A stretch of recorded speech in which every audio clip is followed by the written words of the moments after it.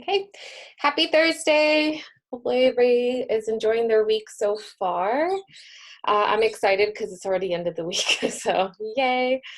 Today we're going to be going over motivation. That'll be today's lecture topic. So hopefully everyone can settle in so we can get started. Sorry, I'm admitting everyone 5 minutes after, just in case, there's some students that are coming in a little bit later. I think I'm gonna do that from now on. So just expect that I'll probably admit you guys from this point on at like around 12:50, okay? So again, right now I'm already recording. So again, make sure if you don't feel like having your camera on, it's okay, you don't have to. And then I do have at the bottom, the little live words, just in case you maybe where you're at, you can't have like my voice, you could go ahead and just look at the words at the bottom, okay? All right, so let's go ahead.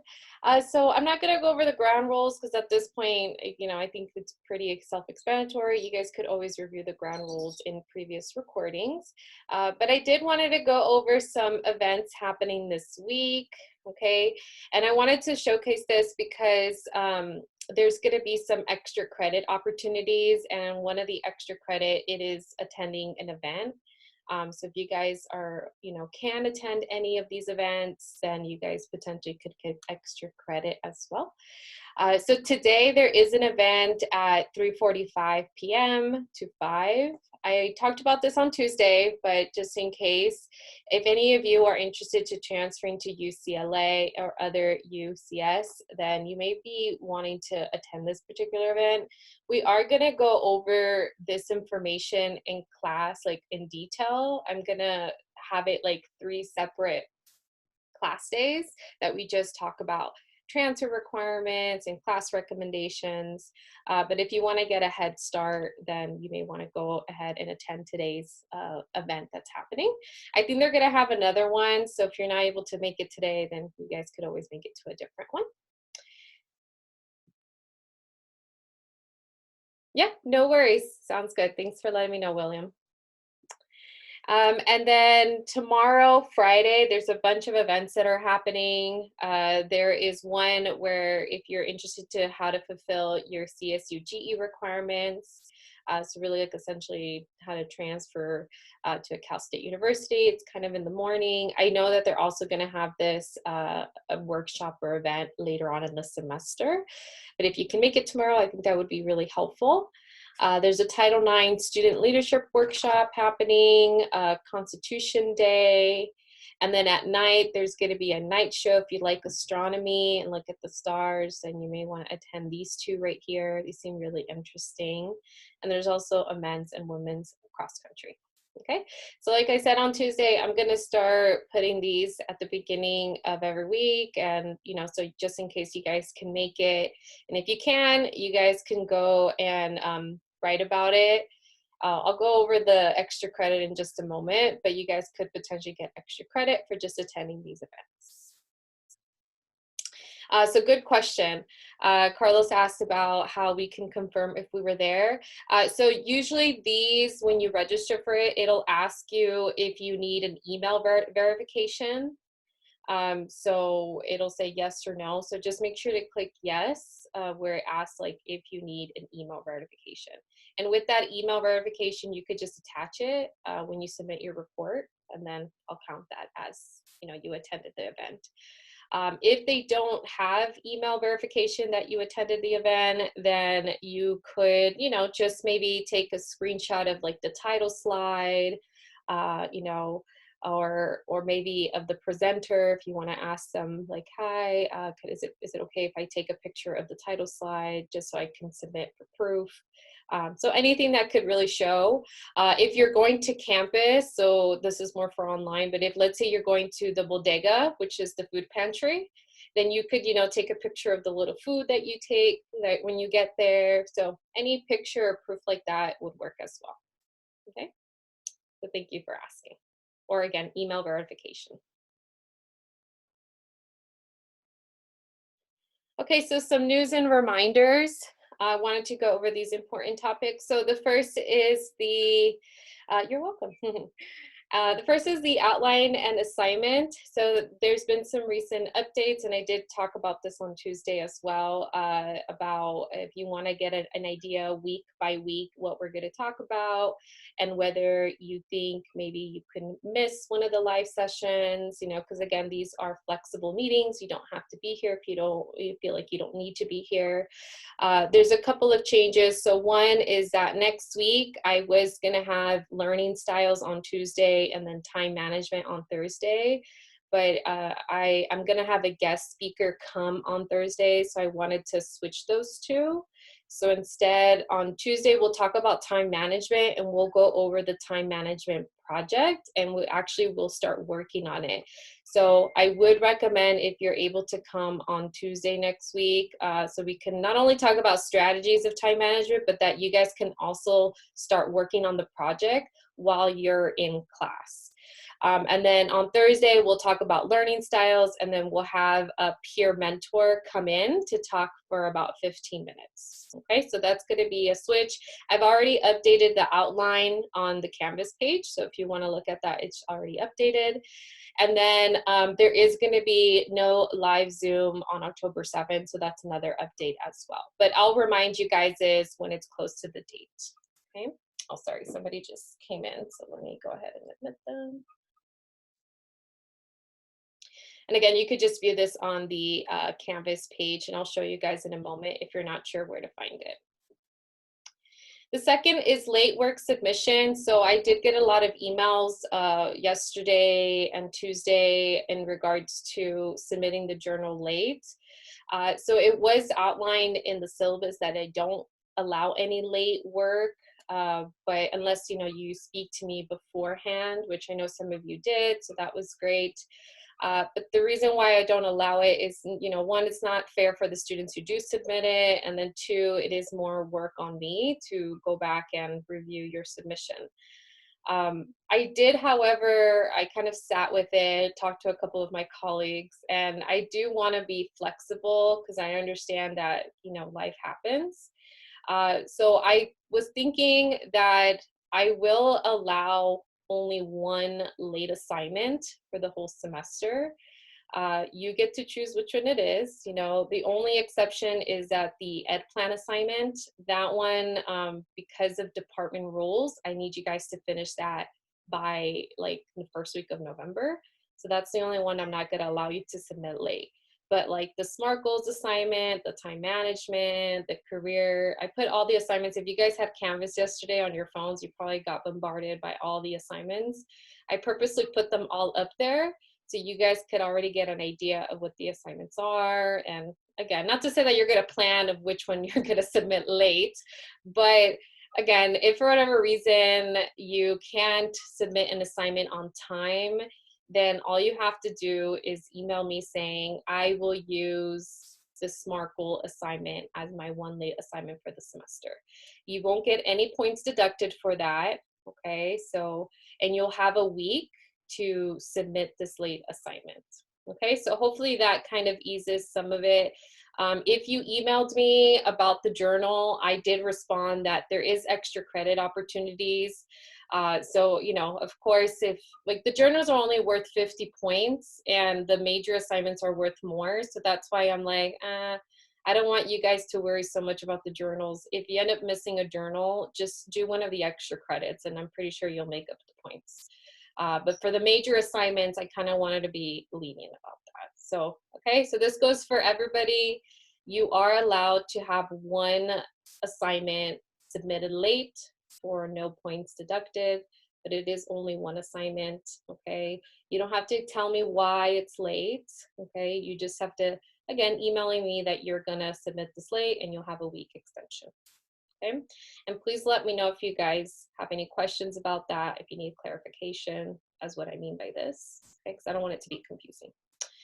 Okay, and then extra credit opportunities. So I'm slowly putting more and more on here, again, just in case you guys need the extra points for missing the journal, or maybe on one of the assignments you get deducted points for not completing it. So we have, of course, the quote of the day. There's attend an SMC event that I was talking about earlier. You can get extra credit for meeting with the peer mentor, a tutor, like a math tutor. You can also meet with the career counselor.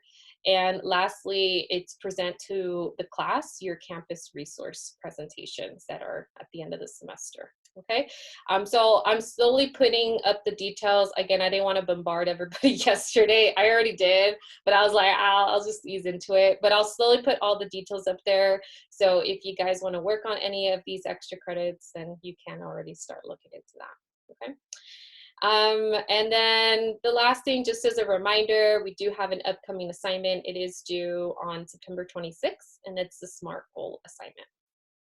Okay, so let me go ahead and show you the late and the extra credit kind of thing on Canvas.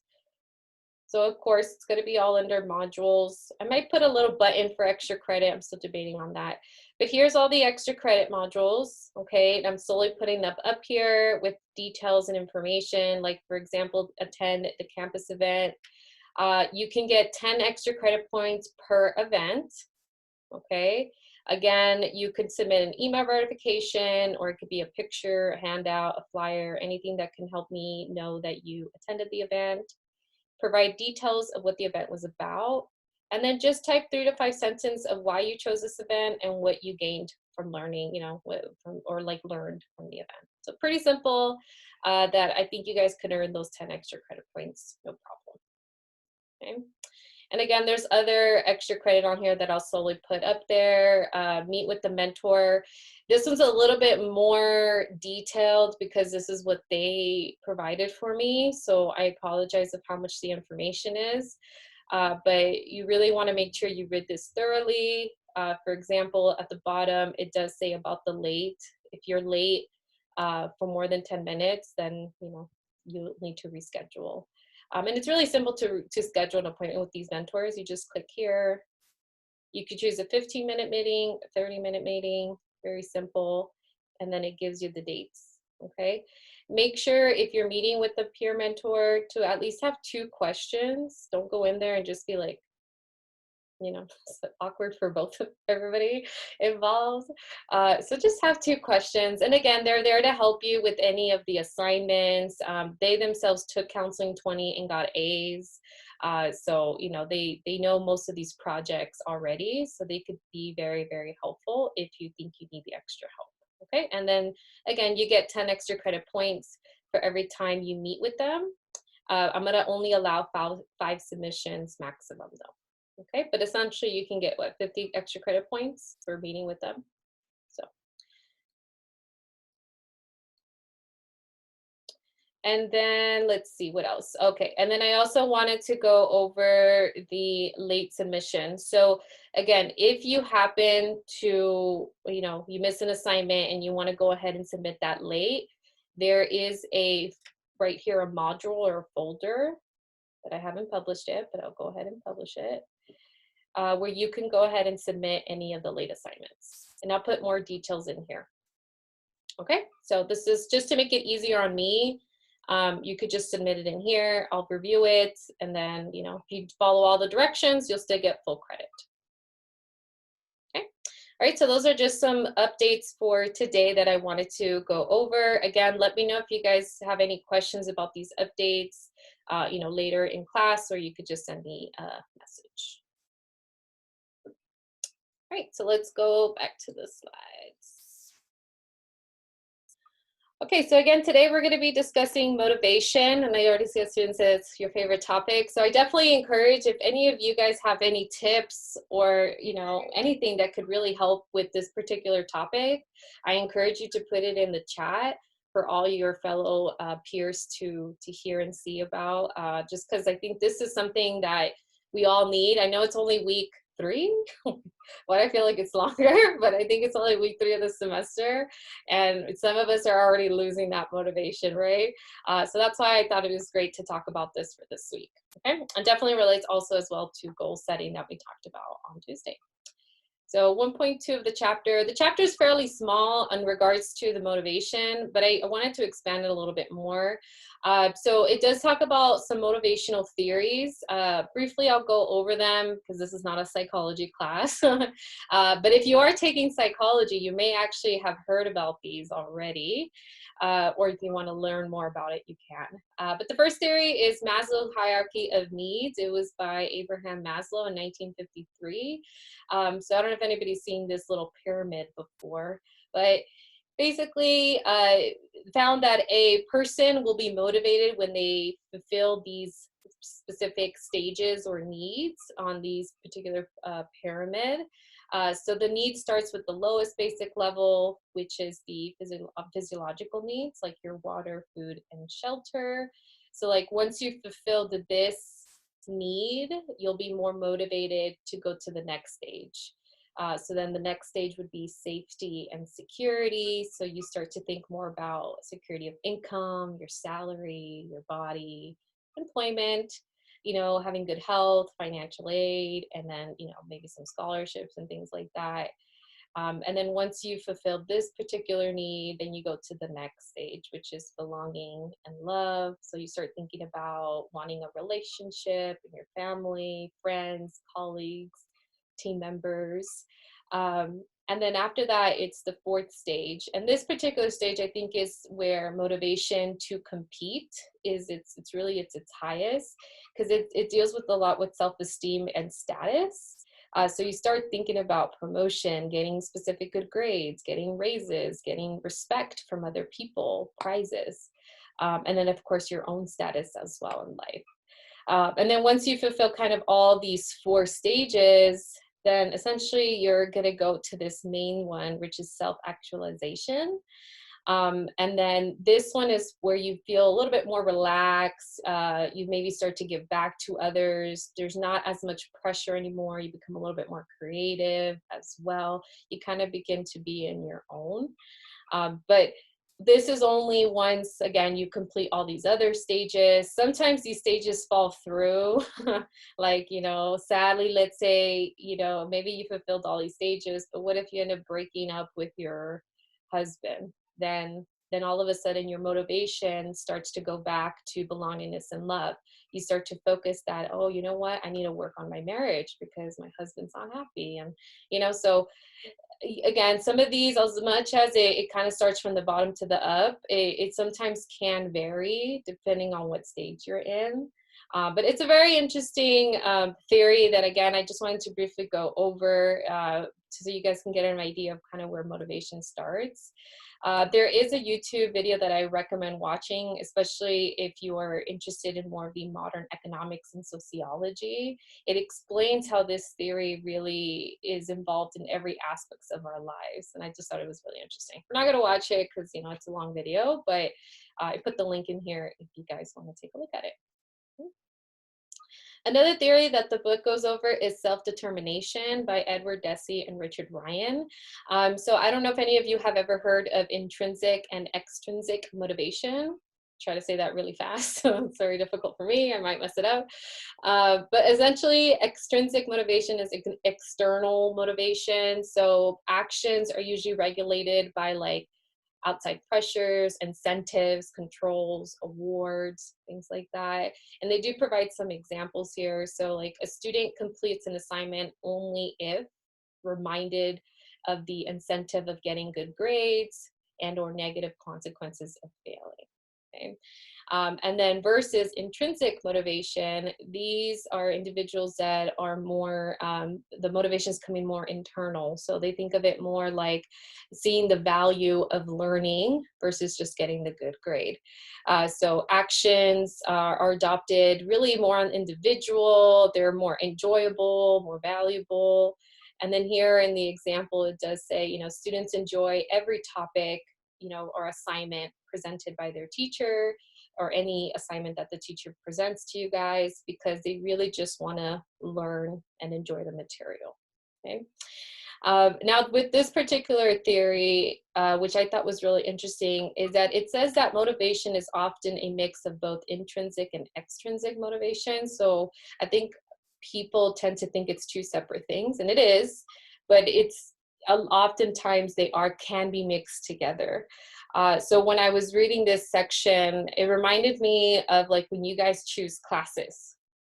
You know how when you look for, like, let's say the social sciences so that you can transfer or whatever, they'll present you with the catalog and they'll be like, okay, you got to pick something from this section, right? So you pick from that section. Why? Because you know that you need to take a class in order for you to transfer and go to like UCLA, right? That's an extrinsic, again, so trying to say that really fast, motivation. You know you have to take this class because it'll lead you to transfer now. However, they give you so many options that you don't just have one option, right? They have a bunch of options. So then you actually go and look at the catalog, look at the section, and say, you know what? I really like psychology. I know this class seems interesting to me.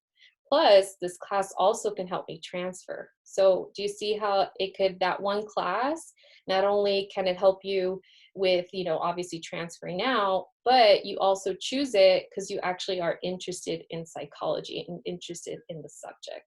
So that's why you're more motivated to maybe do well in the class. You specifically chose that class for that reason, not only because it transferred, but because you actually enjoy the subject. So again, very interesting. I think this is honestly the first time I started to look into this particular theory. So very small section in the book, but definitely recommend you look more into it if it seems something interesting to you. And then just to further expand the differences of these two, I wanted to have you guys see side by side of the differences. So again, extrinsic on this side, intrinsic on this side. So study to get good grades, and then study because you are fascinated by the topic. Taking a job that pays well versus taking a job that is fulfilling. Posting on social media for likes, posting on social media to share an important message, exercising to win an award or a competition or like a marathon or whatever, and then exercising to get healthy. Okay, do you see the difference of these two?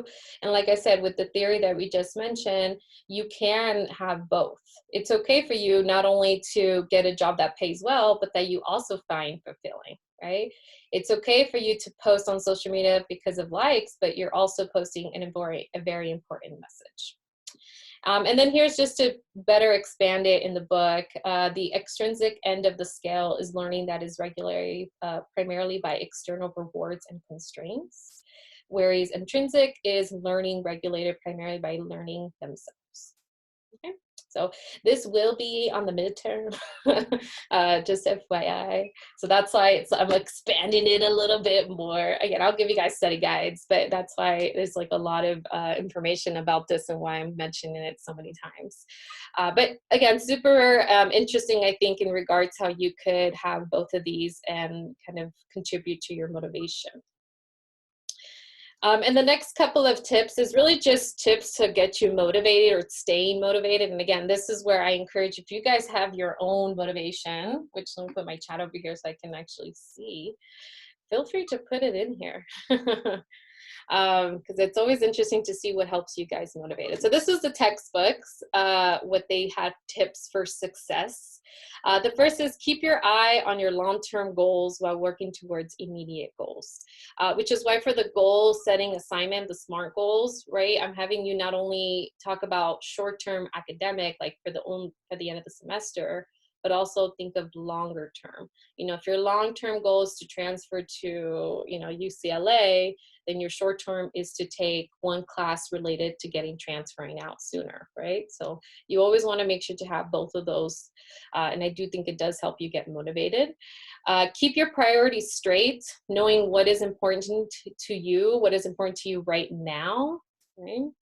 Work on keeping your attitude positive, which we've talked about in the past. Also having positive people around you, because there might be times where you will lack sort of motivation and you want to make sure you have people around you to kind of help you get up if you need that support. Don't let past habits drag you down. Okay? Plan ahead to avoid last minute pressures. This one I really reminded me as a student myself. So I don't know if anybody, because I've been reading again with your journals and your student surveys, and procrastination is such a big one in this class. And I don't know if it's just also me because I'm like that as well. But when I was a student, I used to always say like, oh, well, I procrastinate because I do better when I'm under pressure. I can write a paper when it's like 10 minutes before the deadline. And in my mind, I convinced myself that that was correct until I got the grade back and it was like a terrible grade. So sometimes like you may think that you're good under pressure and you probably are, and obviously society, like when you're looking at jobs, they'll be like, oh, how are you under pressure? Are you good at under pressure?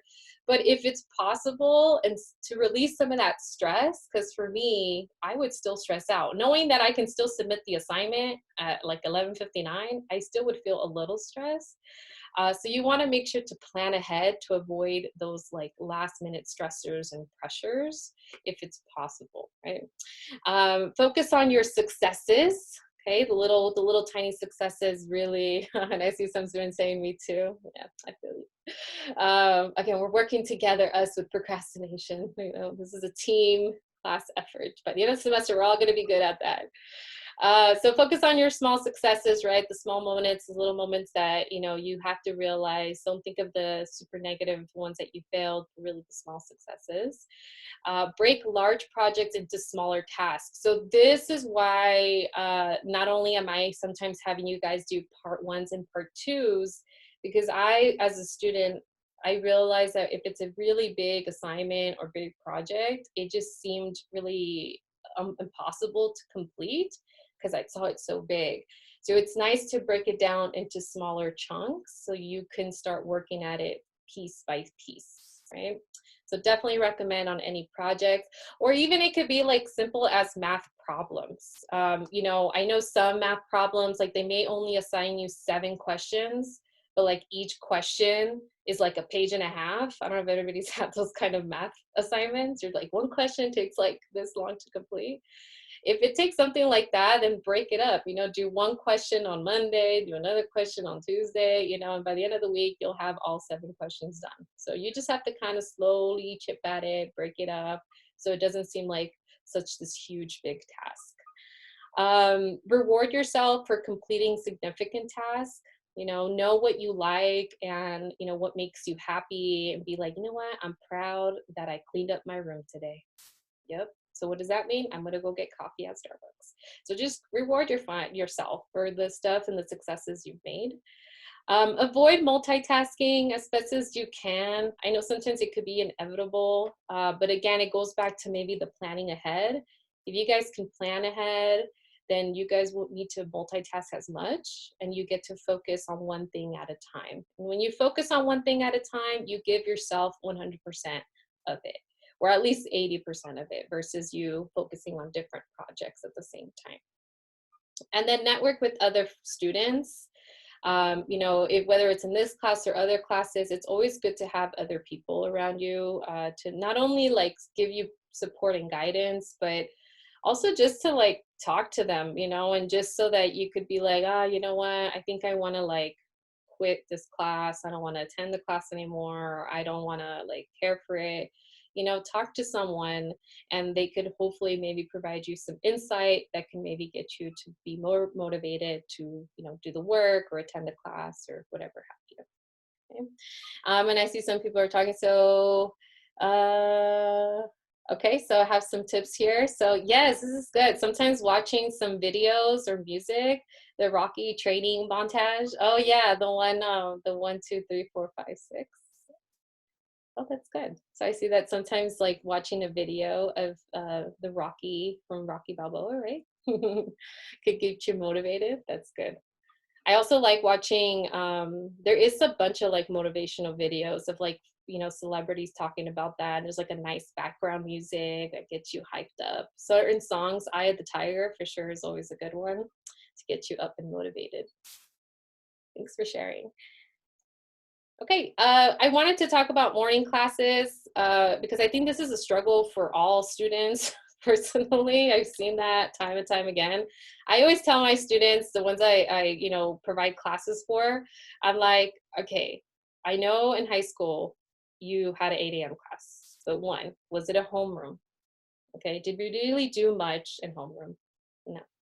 Second, how did you wake up? Did someone have to wake you up, like your mom, your dad, or did you personally were able to wake up? And if they say no to that, then I'm always like, if you don't need to take a 8 a.m. class, don't take it. Sometimes it's inevitable. At one point, I had to take a 7:30 a.m. class, which to me, I was like, who invented those? Luckily, I don't think they have them anymore, but it was when I was a student, and it was the worst decision ever.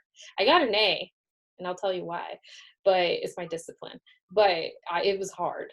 So here are just some tips. And if you guys have any morning classes, especially now that it's online, it's definitely a whole different ball game. Like being in front of a computer at 8 a.m., I feel like that's just a whole other situation. But hopefully these tips can still be very helpful if you have a morning class.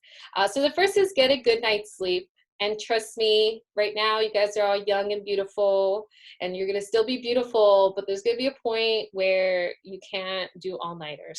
Okay, I trust me. I've experienced it now.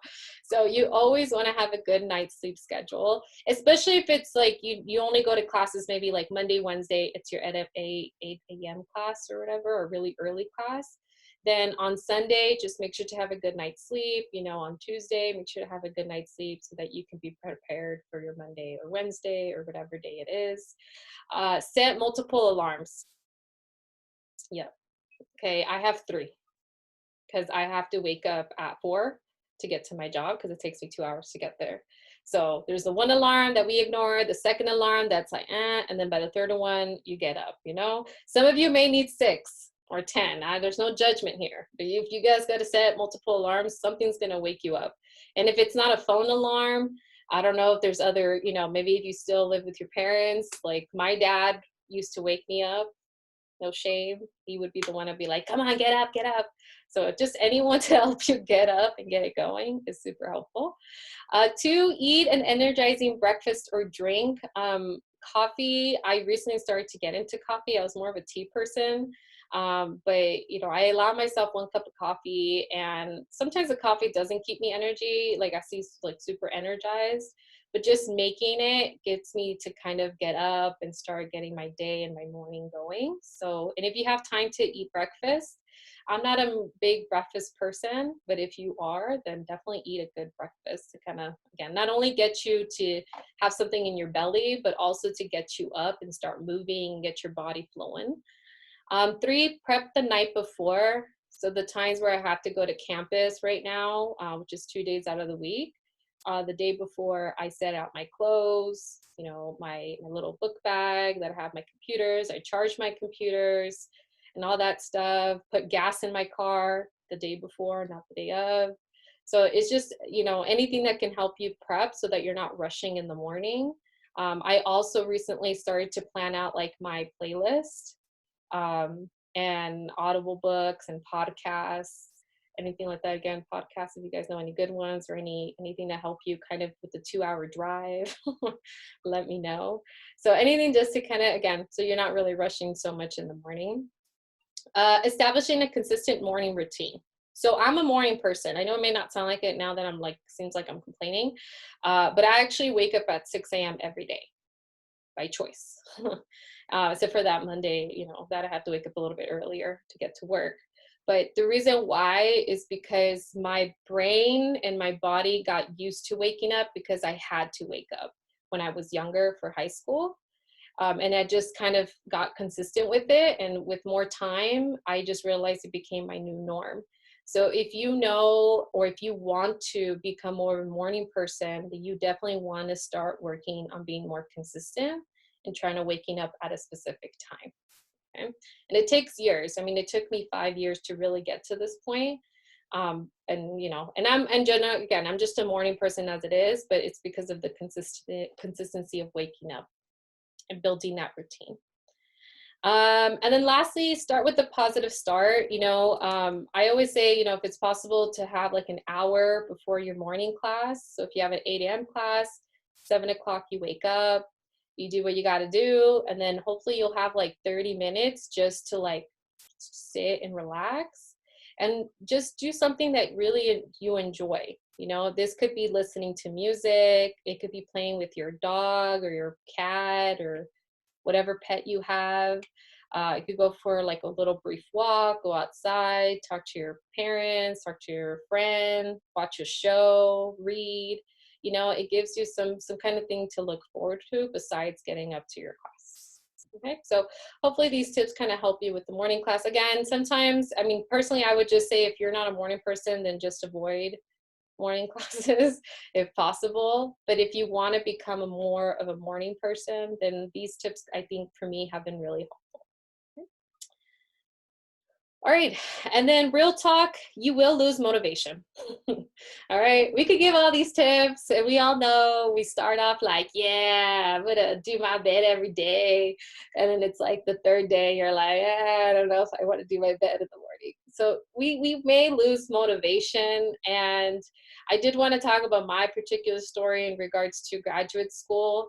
I personally I didn't graduate on time. Okay. And I like to mention this because some people, like students, they'll be like, wow, you're so successful, or like, you're such a good student, and blah, blah. And I'm just like, yeah, but I also didn't finish on time for my graduate program. So I wanted to show you guys a little brief kind of thing in my past. So for grad school, if anyone's in the future thinking about that, usually they have you write a thesis, which is like basically a book. And if you guys know me, I don't like really writing or anything like that. So it was definitely a challenge for me, a challenge that really took over my motivation. So anyway, so once you have wrote everything, I put them into these like subcategories. So it's all of this, like all of these right here, just so you can get an idea uh, of what it was. And, it's just this, but, this is just 25 pages of one. So just imagine this times like 20. So it was very hard. And they told us a year before that it was going to be due as my final projects. So what did I do? I started off so strong. I got an A. I was like, I'm gonna break it up. Boom, submit it, because you have to people to review it. So I submitted my first one. I got a bomb grade on it, and I was like, okay, off to the next. Así muy chingona. And then 3 months in, I stopped. I just flat out stopped. I didn't want to write no more. I kept avoiding it and avoiding it and avoiding it.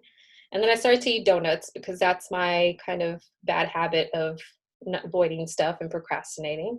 So not only did I gain weight, but I also was not writing this paper or these pages, right? This big project. And I had everything. I had the support system, right? All the tips we're talking about. I had the support system, not only for my friends, my family, and my professors. I had the time, right? I made time to work at it. I just would avoid it. So I understand that even though you guys can start being super motivated, there's a point that you may actually fail at it. All right. And that's the reality of it. Obviously, I finished, right? Because obviously, if not, I would not be here. But it took me a journey to get to it, which I'll explain in a little bit. But I just wanted to be really real about it, and that it is okay if you do lose that motivation. It's what you do afterwards that counts. Okay. So, I mean, I'll put this up if you guys are interested to look at my work. It's not the best because, again, I'm not a writer, but hey, I passed, right? So, one thing I wanted to emphasize is normalize failure, okay? Right? And one thing that I saw consistent over the journals, when I was reading your guys' journals, when you talked about people who you see as a role models and success stories, is that often these people, what do they experience? Some sort of failure, some sort of challenges, obstacles, and then what did they do? They overcame them, right? They were able to rebound for it quickly, find ways to kind of say, you know what, yes, I failed, And yes, it didn't work out how I wanted to, but I'm going to go ahead and still move forward. And that's what I wanted to really focus on this part about it is you want to normalize that it's okay for you to essentially fail or lose that motivation, because the most successful people have failed and rebounded quickly. You just don't want to focus on it altogether. Like, you acknowledge it, say, okay, I failed. Just like with me, my thing in my paper, I did not. It wasn't just me, but okay, I didn't graduate. Okay, this is a real story. I walked the stage, so I got my diploma, but I didn't finish the paper, which means I graduated, but I didn't really graduate. Do you know how much shame and guilt that felt? How much of a imposter I felt? But I was just like, okay, this is a lesson right here with my diploma in front of everybody. I will work on finishing this paper, because this paper means something once I finish that paper, right? So you just don't want to stick with it. You want to acknowledge it and move forward and restart that journey, okay?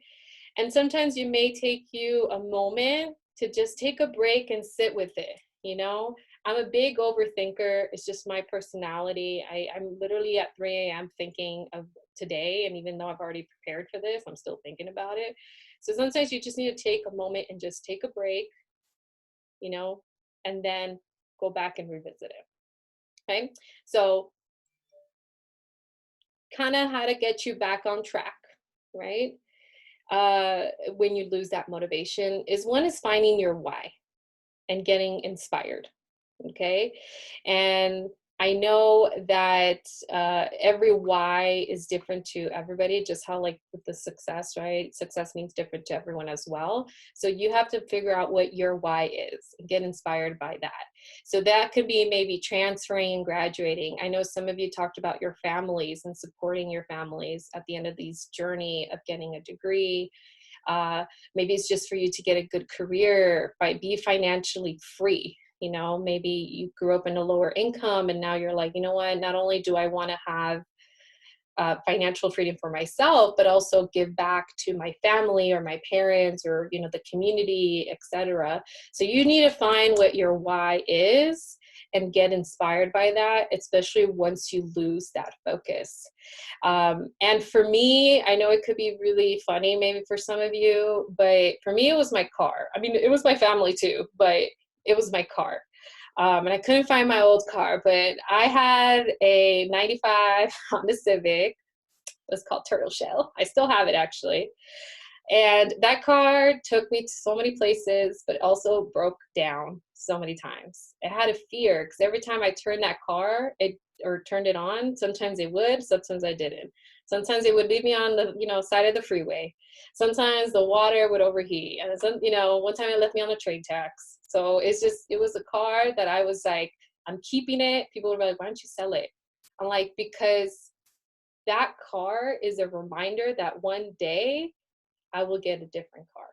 And to this day, that's why I haven't sold it. I can split on that, and like they'll probably only give me like $500 for it. Let's be honest, because it's a really old car. But it inspired me, because when I would see other people in my program with their nice little Lexus and their Mercedes, and I'm like over here with my beat up little Honda with no AC, I'm like, one day, and I did. This is my car.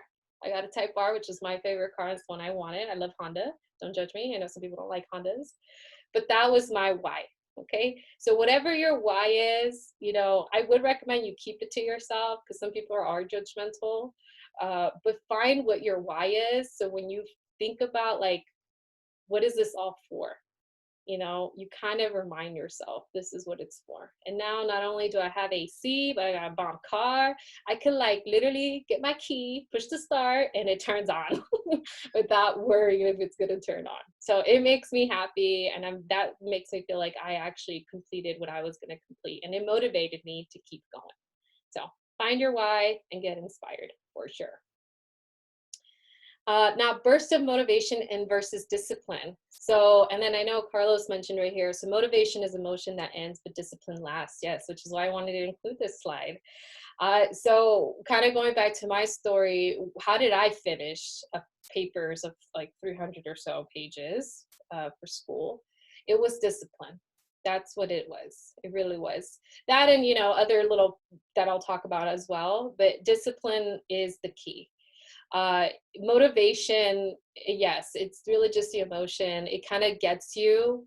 And I was seeing something on Instagram where some girl talked about burst of motivation, where like all of a sudden you'll just get this like, yes, I could do anything. But then again, after a while, it starts to like die down. So how do you keep that? And it really is dealing with having good discipline. So here, a burst of motivation says, when the inspiration will hit, I'll complete the assignment. Kind of like the procrastination part, right? Like I do better when I'm under pressure and it's like 10 minutes before the assignment is due and like I just submit a better paper. Okay, so yeah, that's the burst of motivation you're getting. But how long is that really gonna last? Like me, I was doing that for years until one professor checked on me and I got an F and I was like, oh shit, I can't do this anymore. So discipline says, I'll complete the assignment no matter how tough it actually is. Not only that, but you'll plan ahead, right? Because a disciplined person knows that, okay, this isn't just luck. I need to plan ahead in order to complete this task. So tips to becoming disciplined. These are my little tips that I think have worked for me to be a little bit more disciplined. The first is to do one small thing, maybe not every day, but do one small thing that you dislike doing. Okay. Because with discipline, for me personally, what it means, it's having to do something despite the fact that you don't like it, you have to do it for the bigger goal. And this reminds me of a student that I talked to a long time ago. He was essentially talking about, he's a computer engineering student. And he was like, Miss Angie, why do I have to take history? I'm not a history major, I'm a computer engineering major. So I gave him the generic university answer. Okay, well, the university feels that when you graduate, not only you're going to be knowledgeable in your major, but you're going to be a well-rounded individual with history knowledge, politics, speech, etc. Right? Did that convince the student? No. All right. So then I switched it to what I said to him was, okay, I know you don't like history. Okay, so you cannot take history. Don't take it. But if you don't take history, it means you won't complete your degree, which means you won't be able to, be a computer engineering. And for him, he wanted to be a gamer. So I was like, do you see how this one class, are you really going to allow this one class for you to not be able to get your degree? As much as you hate it, do you hate it that much for you not to complete your degree? No? Then I was just like, okay. Then I gave him solutions. I was like, okay, so if you really don't like history, but you have to take it, right? Because it's a requirement. Let's find ways to make it a little bit easier. So one, maybe you want to take it in African American history because my CSUN has different ethnic studies. So you could do Mexican American history. You could do econ, da da da. Okay, maybe one of those could be of interest and makes it history less difficult. And then I also said, maybe you want to take this history class over the summer or over the winter because it's 6 to 8 weeks. So the torture isn't 16 weeks, but it's 6 to 8 weeks. It's a little bit less. Okay, so there's ways around it. I know you guys might dislike some of these things, but you have to see the bigger picture and have to think of it like, okay, in order for me to complete this for the bigger picture, I may have to make some sacrifices. Especially if it's a class like that, like with this particular student, I was like, it's only one semester, dude. You're really gonna let one semester of history prevent you from getting your degree? No. Realize that there's never a perfect time to get started. Just get started now. Literally, if you're thinking about the assignment, if you're thinking about whatever it is, don't say, oh, you know what? I think tomorrow at 8 a.m. or at 10, I'm going to get started. Just do it now. Just get up and do it. There's like a 5-minute rule where you'll just, it says that you just start for 5 minutes, get your thoughts down, whatever it is, put it on a post-it, talk about it with somebody. It's just something. Just get it done now. Okay. Get it started at least now. Take regular breaks because burnout is a real thing. You don't want your brain to be just too overwhelmed, especially because I know a lot of you guys have a bunch of not only classes, but jobs. Again, the journals, that's why I really love reading the journals because, I see so much of and read how you guys have other lives, not only being a student, but you guys take care of your moms, brothers and sisters, you have full-time jobs. so you want to make sure to always have time for breaks so you're not completely burned out. Think about what has and hasn't been working for you. Life is sometimes about trial and errors. So you need to figure out what does work and what doesn't and keep practicing, until you kind of get it right. And then think about, again, the bigger picture, kind of like with the first student. You want to go ahead and just think of the longer term goal, especially when you are faced with something that you really don't like doing. And then here, just to give you kind of like an analogy, so motivation turns the engine on, and discipline takes you on the journey to get to your destination. Or kind of like Carlos mentioned, motivation is an emotion that ends, but discipline lasts. Okay? So discipline, and we'll work on this as well. I think honestly, discipline is really why I was the first one to finish in my family to get a degree. Not only that, but my friends was the only one that graduated after 5 of us decided to go to college. Why? It's because of my discipline. Did I really want to wake up at 4 a.m. to go to class? No. You swear, no. Did I, especially if it was only like on Fridays? No. But you sometimes have to work through it and find the bigger picture and say it's going to be worth it at the end.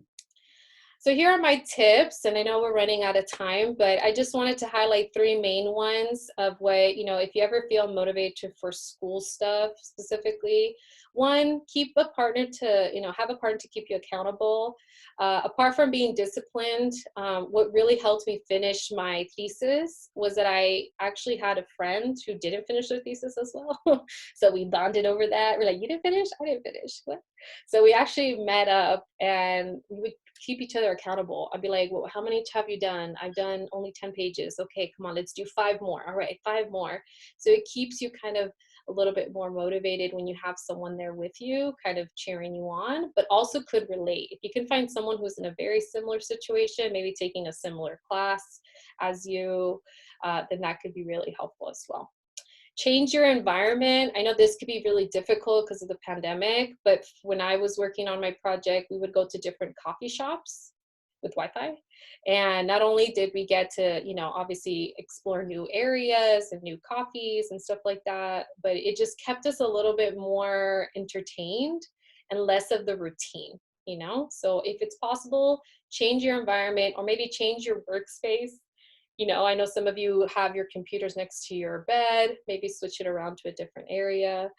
And then break the material down into chunks. Again, mine with the whole thesis, it was a lot of writing. So that's what we end up doing. We would go one by one and section by section to make it a little bit easier to complete. And then the rest are just some other tips. If you guys want to look at them later, you can. And then I wanted to provide you guys with a great book. I haven't finished it, so that's why I'm not going to go too much into it, but I actually have it here. It's awesome. Some of you have maybe already heard it. I know Daniel, I think, was one of them. It's called Atomic Habits. And what this book is really essentially doing, it's providing you with tools to create new habits and break bad habits. And it does it in a way where he puts it like 1% better every day. So you kind of start to do something really small, change little habits daily to kind of, build this sort of major habits, and the systems is what he calls it.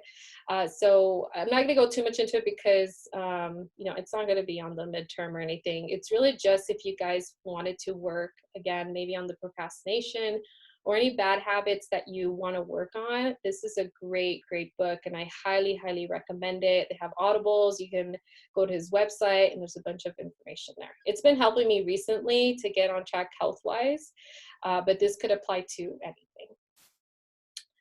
All right, and then today's quote of the day was submitted by Leonardo. And by the way, I know some people were like, oh, it does have to be one sentence. No, it could literally be a paragraph. And it'll be fine.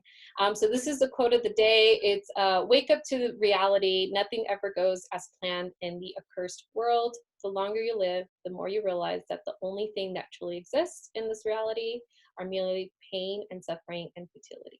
Listen, everywhere you look in this world where there is light, there will always be shadows to be found as well. As long as there is a concept of victors, the vanquished will also exist. The selfish intent of wanting to persevere peace, initiate war, and hatred is born in order to protect love.